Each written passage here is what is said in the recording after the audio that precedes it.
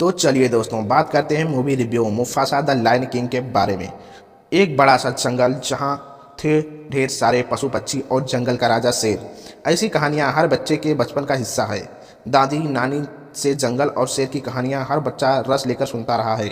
यही वजह है कि डिज्नी की 1994 में आई animated musical drama film the Lion King 90 के दशक के बच्चों की चहेती रही है, जबकि 2019 में इसका रिबूट वर्जन भारत में शाहरुख खान और उनके बेटे आर्यन खान की आवाज़ की जुगलबंदी के कारण चर्चा में रहा। अब यह क्लासिक फिल्म का prequel Mufasa the Lion King पर्दे पर दस्तक दे रहा है। यह माँ बाप के बिछड़े एक होनहार शेर के जंगल का महान राजा मुफासा बनने की कहानी पर आधारित है। कभी बॉलीवुड के फेवरेट रहे लास्ट एंड फाउंड यानी मिलने बिछड़ने की थीम पर आधारित यह फिल्म मनमोहन देसाई और बी.आर. चोपड़ा की फिल्मों की याद दिलाती है, जिसमें emotion, drama, comedy, romance, action सारे रस मौजूद हैं। जी हाँ दोस्तों, मुफासा द लायन किंग की कहानी की शुरुआत सिम्बा के अपने परिवार में एक नए सदस्य के इंतजार से होती है।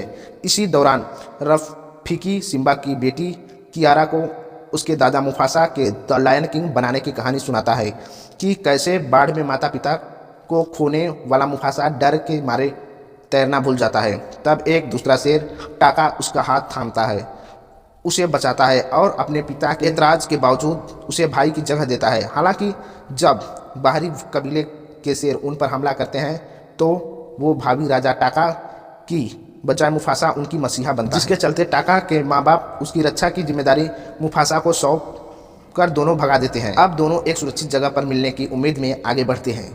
रास्ते में उन्हें एक मादा शेरनी शराबी मिलती है, जिस पर टाका का दिल आ जाता है और टाका शराबी को इम्प्रेस करने मुफासा से ही सीखता है।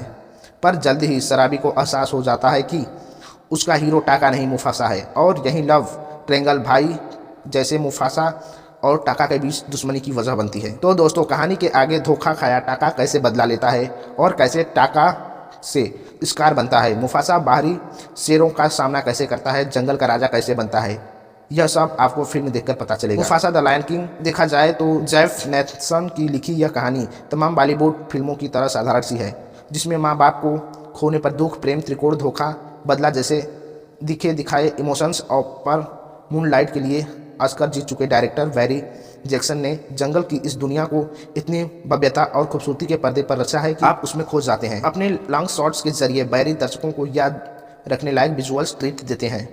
उस पर लाजवाब एनिमेशंस और जेम्स लेक्टसन की बेहतरीन सिनेमेटोग्राफी के चलते जंगल और उसकी पशु पक्षी सजीव हो उठते हैं।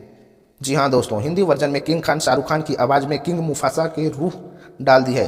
रोमांटिक और इमोशन सीन्स में शाहरुख की आवाज़ कमाल का असर करती है। टाका की आवाज़ बने मियांग चैंग और रफ़ीकी को आवाज़ देने वाले मकरंद देशपांडे ने भी काम किया है।